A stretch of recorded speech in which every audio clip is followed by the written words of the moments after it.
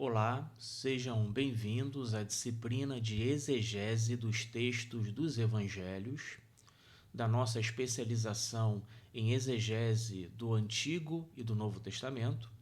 Eu sou o professor Leonardo Silveira e serei o responsável por esta disciplina, que está dividida em 4 módulos. Em cada módulo, nós vamos estudar uma perícope dos Evangelhos. A nossa seleção é que cada módulo vai ter uma perícope de um dos evangelhos, dos 4 evangelhos, e a gente vai observar o mesmo procedimento nos 4 textos, que são alguns passos exegéticos, por isso que eu estou chamando nesse momento aqui de apontamentos, para que você possa investigar o texto, extrair o máximo de informações do texto, a qual ele pode te oferecer à medida que você utiliza esses passos. Para a gente fazer esse percurso, então, num primeiro momento, eu vou apresentar aqui algumas informações introdutórias. Você tem aí, como o nosso texto é o texto de Lucas capítulo 4, versículo 38 e 39, é muito importante você lembrar que para você estudar uma perícope, uma perícope é quando você faz um corte. Quando você corta esse texto para estudar, esse corte depois precisa dialogar com o restante do Evangelho. Então, por isso é muito importante o seu conhecimento do Evangelho de Lucas e da cristologia do Evangelho de Lucas. Quando a gente fala da cristologia, a gente está falando da maneira como Jesus é apresentado nesse Evangelho. Ele é apresentado através, por exemplo, dos títulos cristológicos. Jesus como Filho de Deus, como Filho do Homem, como Cristo, como Senhor. Mas a gente tem que sempre, cada evangelho, ele dá uma ênfase a uma determinada imagem de Cristo, que se torna o foco principal, que se torna aquilo que é a imagem que vai estar em todo o texto. E no caso do Evangelho de Lucas, essa imagem é a imagem do profeta. Jesus é um grande profeta nesse texto, e a gente percebe isso desde o nascimento. O seu nascimento tem tons proféticos. O início do seu ministério na Galiléia, quando ele lê um texto do profeta Isaías na sinagoga de Nazaré, e ele diz que o Espírito do Senhor está sobre ele, ele está sendo ungido em tons proféticos. O seu ministério na Galiléia também ele age como um verdadeiro profeta. E você tem que ele também lá, na sua crucificação, ele também morre como se fosse um profeta. Então essa imagem é uma imagem importante, que precisa ser amadurecida e estudada por nós para compreendermos as perícopes que estão nesse evangelho. E no nosso caso, a gente vai estudar um texto muito conhecido e muito curto, que é o relato da cura da sogra de Simão. Esse relato está presente nos 3 evangelhos, no Evangelho de Mateus, no Evangelho de Marcos e no de Lucas. O nosso objetivo aqui é nos atentarmos apenas para o texto de Lucas. E percebemos com isso como é que esse texto ele trabalha esse relato. Você tem até uma imagem aí da série The Chosen, que você consegue perceber que, se você assistir a cena, você vai perceber que ela se utiliza daquilo que todo mundo chama de uma licença poética para contar o relato de uma forma diferente dos evangelhos, com a inserção de alguns diálogos que não aparecem nesse texto tão curto. Então, qual é o grande primeiro passo aí em relação ao texto que vai ser investigado? O primeiro grande passo é o passo da tradução e da segmentação. A tradução, ela requer de você um conhecimento da língua grega. Caso você não tenha esse conhecimento, você pode se utilizar de um interlinear. O que é um interlinear? É uma tradução que vai ter o texto grego em cima e embaixo você vai ter o correspondente em língua portuguesa. Então aqui você tem uma tradução, né? E essa tradução ela está segmentada. Você sabe que a divisão de capítulos e versículos ela não é original do escritor, né? Então, a ideia aqui é apresentar um recurso que corte o texto em frases ou em sentenças importantes, né? Geralmente, essas frases elas têm a presença de um verbo conjugado, implícito ou explícito no texto. Então, por exemplo, se você for observar, o versículo 38, ele foi dividido em 4 segmentos. Cada um desses segmentos, ele tem um sentido, né? Ele tem um sentido completo, essa frase pode ser analisada e a partir daí a gente vê a relação entre essas frases, né? Eu vou fazer a leitura aqui do texto, aqui na nossa parte da tradução, que diz o seguinte: E levantando-se da sinagoga, entrou na casa de Simão, e a sogra de Simão estava atormentada com febre grande. E pediram a ele acerca dela. E inclinando-se sobre ela, repreendeu a febre e deixou-a ela. E imediatamente levantando-se, servia a eles. Então a ideia aqui é que mesmo que você utilize uma outra tradução, você consiga identificar as palavras. Por exemplo, no segmento 38b, quando você tem lá oikia simonos, você consiga discernir que é a expressão casa de Simão, né? Então, que você tenha uma noção da língua grega, porque você precisa dialogar com esse idioma para investigar nas ferramentas que nós temos à nossa disposição, né? Bem, então aqui a gente tem a tradução e a segmentação. Como eu mencionei, você percebe que, com exceção do 38A, né, e também do... Deixa eu ver aqui. E do 38C, né, todos os segmentos eles estão com o verbo conjugado, né, com exceção ali do 38A e do 39D, que você tem verbos no particípio, lembrando que o particípio e o infinitivo, eles não são verbos conjugados. O particípio ele é um adjetivo verbal e o infinitivo é um substantivo verbal, né? Então, como esses textos, né, o 38A e o 39D, ele tem um sentido completo ali de uma ação, eles também foram segmentados. Mas a regra principal é que você tem a presença de um verbo conjugado, né? Depois desse procedimento, nós temos o procedimento de analisar a delimitação do texto, né? Para isso, você precisa ter uma noção de onde esse texto está dentro da obra. Então, você precisa ter uma noção dos grandes blocos do texto, né? Lembra daquilo que a gente tem, que o contexto da passagem ou da perícope é o que está em cima e o que está embaixo, né? O que está em cima e o que está embaixo tem como contexto o capítulo, que tem como contexto o bloco e que tem como contexto o livro como um todo. Então, por exemplo, o texto de Lucas 4, 38 e 39, que é a nossa perícope selecionada, ele está dentro de um bloco que comumente os comentadores denominam de Jesus na Galileia. Jesus inicia o seu ministério na Galileia e ele vai exercer um monte de atividades de cura e exorcismo, né?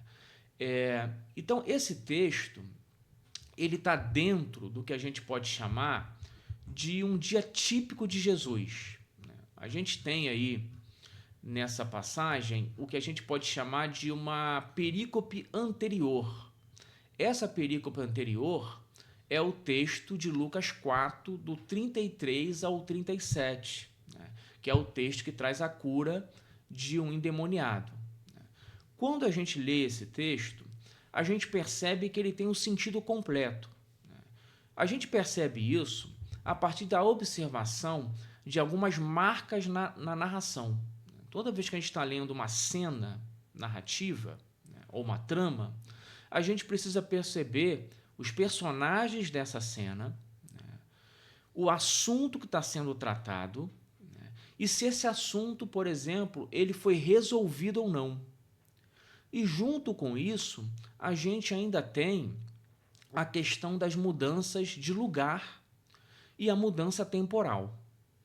Então, por exemplo, quando a gente abre aqui no texto, quando você abre aí na sua Bíblia, né, o texto de Lucas, capítulo 4, a partir do versículo 33, você tem a presença aqui de um ambiente, que é a sinagoga, e de um homem possesso de um espírito de demônio impuro. Essa situação ela só é resolvida quando esse homem é liberto. O momento em que esse homem é liberto é justamente no versículo 35. E no 36 você tem uma resolução disso. Só que mesmo com essa resolução, o narrador ainda coloca no versículo 37 uma informação de término, que é quando ele diz: e sua fama se propagava por todo lugar da redondeza. Quando a gente vai para o versículo 38, a gente tem o que a gente pode chamar de uma expressão redacional. O que é uma expressão redacional? Ela serve para ligar o texto de cima com o texto de baixo, ou o relato de cima com o de baixo. Então, quando o texto diz no 38a, e levantando-se da sinagoga, a gente tem uma mudança de lugar. Isso é uma das marcas para indicar uma nova perícope. Jesus não está na sinagoga agora, porque o texto mudou de cena, mudou de ambiente. Agora ele está na casa de Simão, como o texto vai nos informar. E como consequência disso, eu tenho a mudança de personagens. E geralmente essa mudança de personagens são dos personagens que estão interagindo com Jesus. Saiu de cena o ambiente da sinagoga, entrou agora a casa de Simão e aqueles que estavam dentro da casa, incluindo a figura da sogra. Então a gente tem aí esse texto. Quando o problema da sogra é descrito e depois ele é resolvido, no versículo de número 39, quando o texto lá no final vai dizer servia a eles, a gente tem praticamente o fim do relato. E nesse fim do relato, a gente já tem no versículo de número 40 uma outra expressão que indica mudança temporal, que é a expressão ao pôr do sol, que aparece no versículo 40. Então, isso já é uma marca de que eu tenho uma outra perícope, que eu tenho uma outra cena.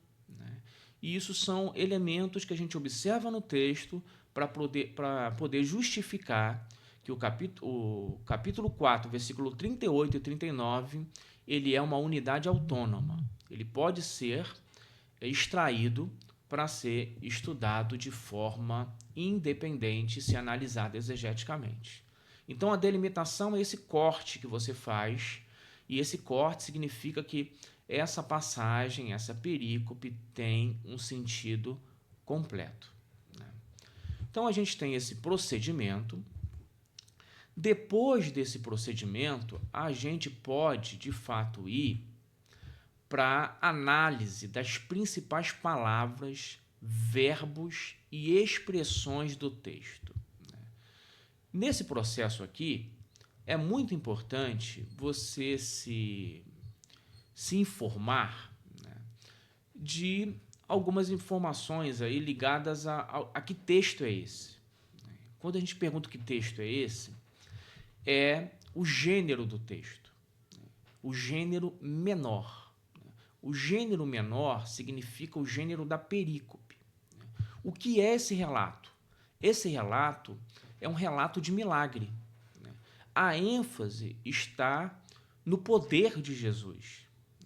E, geralmente, esses relatos de milagre, eles apresentam uma estrutura mais ou menos fixa.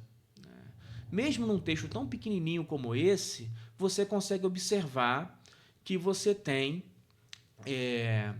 uma introdução, né, que é quando chega aquele que vai fazer o milagre, o taumaturgo. Sempre tem a exposição da necessidade, que pode ser feita pelo próprio enfermo ou por alguém que o represente. E depois você tem a ação milagrosa em si, que pode acontecer de várias maneiras, pode acontecer através de uma palavra, pode acontecer através de um toque, e por fim você tem alguma constatação do milagre. Então, quando a gente olha para Lucas 4, 38 e 39, nós encontramos esses elementos no texto. Agora, é muito importante também a gente observar as principais palavras, verbos e expressões do texto. Porque a partir da investigação dessas informações, dessas palavras, a gente consegue produzir um comentário do texto. É assim que nascem os comentários exegéticos. Então, por exemplo, aí você tem uma tabela, que é a tabela que apresenta as classes gramaticais que estão no texto, em cada segmento. Então, você tem aí, por exemplo, a conjunção. Nós temos 6 conjunções no texto. Você pode perceber que eu coloquei a palavra grega, mas entre parênteses você também tem a tradução. Você tem a presença de 10 verbos, de 7 substantivos, um único adjetivo, que é o adjetivo grande, megalo, e pronomes. É muito importante você perceber a quem esses pronomes se referem no texto. Alguns momentos pode causar confusão a quem os pronomes estão se referindo.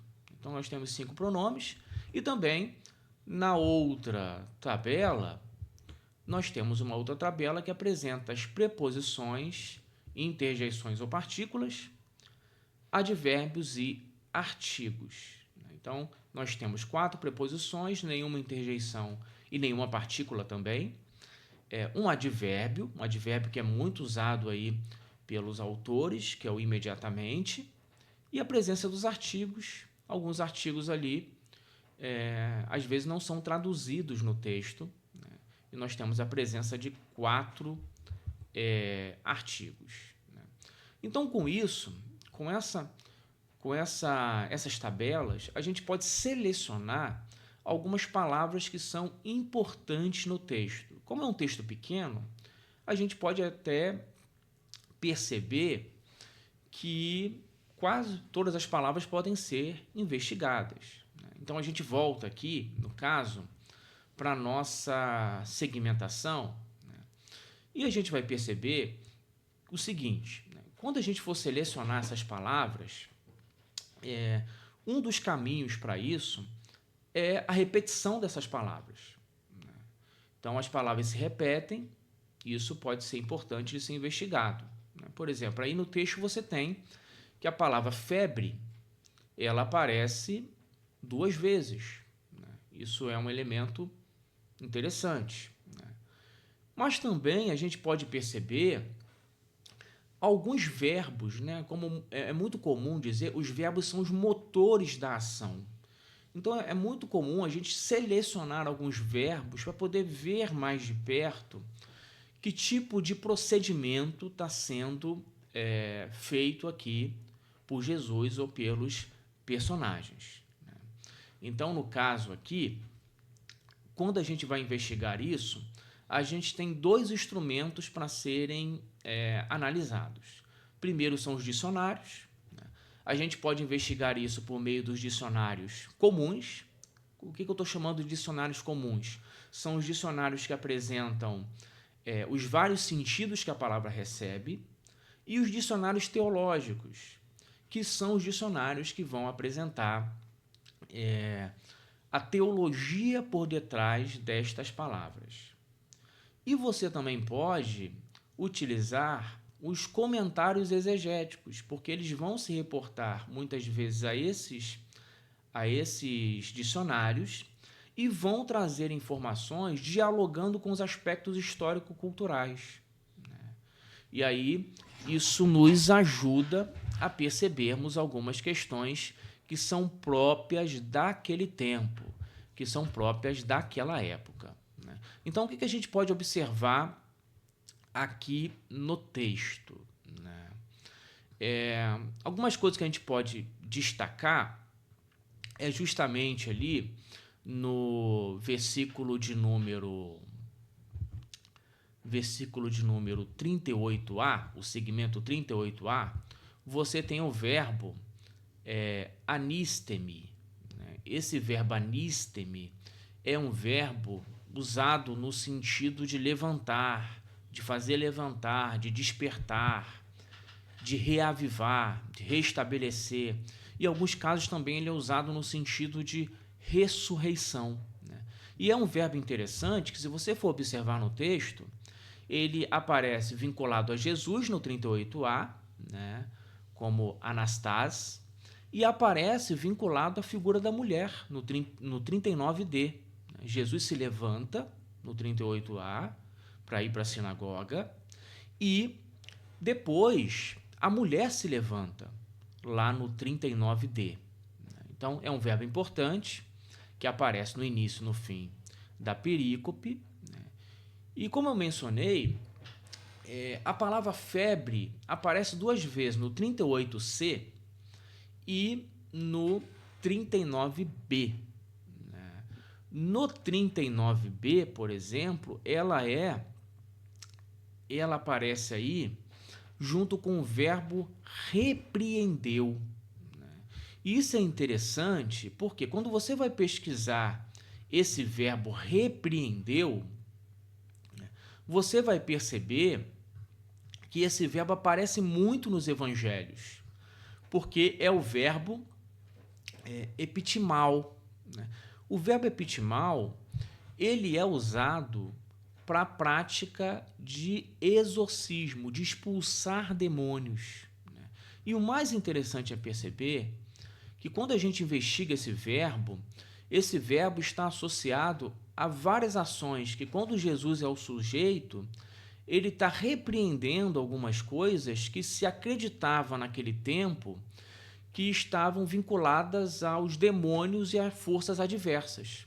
Então você não tem só o exorcismo em que a pessoa estaria endemoniada, né? Você tem também que se acreditava que isso poderia acontecer com o mar. Por isso que no relato da tempestade acalmada, você também tem esse verbo sendo empregado. E por isso que nesse texto você tem que ele é um milagre de cura que também aponta para um exorcismo. Isso é enfatizado ainda mais pela maneira como no segmento 38c o autor descreve a febre. Lá no 38c vai dizer: e a sogra de Simão estava atormentada com febre grande. Então aqui você percebe, primeiro, que ele traz uma descrição de que a febre era uma febre grande, e depois ele apresenta um verbo aqui, o verbo sinerro, que pode ser traduzido aí justamente como atormentada, possuída. Então tem uma ênfase nesse texto de Lucas de enfatizar que o que está acontecendo aqui é uma cura por meio de um exorcismo, de que por trás dessa febre eu tenho uma atividade maligna acontecendo. E aí, por isso que o verbo é utilizado aqui no texto, o verbo epitimal, para mostrar isso, e, como consequência, o texto vai dizer, lá no nosso 39c, e deixou a ela. Quem é o sujeito dessa ação? É a febre, do 39b. E aí, o 39d, e imediatamente levantando-se, servia a eles. E aí você tem duas expressões importantes. No 39d, você tem o paraclema, o imediatamente, esse advérbio aqui, muito importante para mostrar a eficácia da cura. A cura acontece de maneira instantânea, rápida. E você tem o verbo diaconel, que aparece no 39e, que é o verbo que aparece aí em relação à figura da mulher, que servia a eles. E aí uma pergunta importante é, como eu falei dos pronomes, quem é esse eles aí? Talvez você possa me responder o seguinte: esse eles são os discípulos. Jesus está junto com os discípulos. Essa resposta, ela não pode, ela não é resposta para esse texto. Por quê? Nesse evangelho, no evangelho de Lucas, Jesus começa o seu ministério, aqui no capítulo 4, sozinho. Ele não começa o seu ministério com discípulos. Ele só vai chamar discípulos no capítulo 5. Então, quando o texto menciona aqui que ele está na casa de Simão, quem é Simão? Você sabe depois, no capítulo 5, que ele vai se transformar num discípulo. Mas aqui, ele é um morador da região da Galileia, que tem uma sogra, que tem uma casa, e que os que estão com ele dentro da casa pediram a ele acerca dela. Então, quando ela passa a servir a eles, é a Jesus e os que estão dentro da casa. Ainda não há discípulos dentro da ordem da narrativa, do fluxo narrativo no Evangelho de Lucas. Então, com essas observações, a gente pode, então, perceber algumas questões vinculadas à perícope. Essa perícope, mesmo sendo curta, pequena, ela fala de temas muito importantes. Jesus aí tendo cuidado com uma única pessoa. Tem o tema da libertação, que aparece aqui, e por conseguinte da autoridade de Jesus, e tem o tema do serviço. Essa mulher, no texto, ela praticamente entende, que aquele que havia curado, ela se sentia, num gesto de gratidão, ela se sentia levada a assumir um compromisso com esse que a curou. Então, por isso que a gente pode dizer que o serviço caminha junto com o compromisso de propagar o nome daquele que agiu poderosamente em favor dela. Então, esse texto fala exatamente disso. Jesus, ele sabe dialogar bem com a questão das multidões, ao mesmo tempo de se preocupar com uma única pessoa, e ele desenvolve aí uma libertação que se adequa perfeitamente àquilo que aparece em Atos 10:38, que muitos dizem que esse trecho de Atos capítulo 10, versículo 38, é uma espécie de síntese da atividade de Jesus no Evangelho de Lucas. Jesus é aquele a quem Deus ungiu com o Espírito Santo e com poder. Ele andou fazendo bem e curando todos os oprimidos pelo poder do diabo, porque Deus estava com ele. E da mesma forma, no poder do Espírito, nós também devemos andar fazendo bem e curando, na autoridade do nome de Jesus, todos aqueles que estão oprimidos pelo diabo. Com isso, a gente fecha aí o nosso percurso. É muito importante a gente enfatizar que quando a gente estuda esses textos, nós precisamos sempre conversar com o restante do escrito. Então, isso é muito importante. Você não pode isolar o texto de uma conversa com o restante. Então, o tema do serviço, ele está em outras passagens, ele está no texto de Marta e Maria, por exemplo. O tema do exorcismo vai se repetir em outros momentos. Então, é muito importante você observar essas questões. Com isso, nós terminamos o nosso primeiro módulo, e com isso a gente pode prosseguir apresentando o nosso módulo de número 2. Então, até a nossa próxima aula.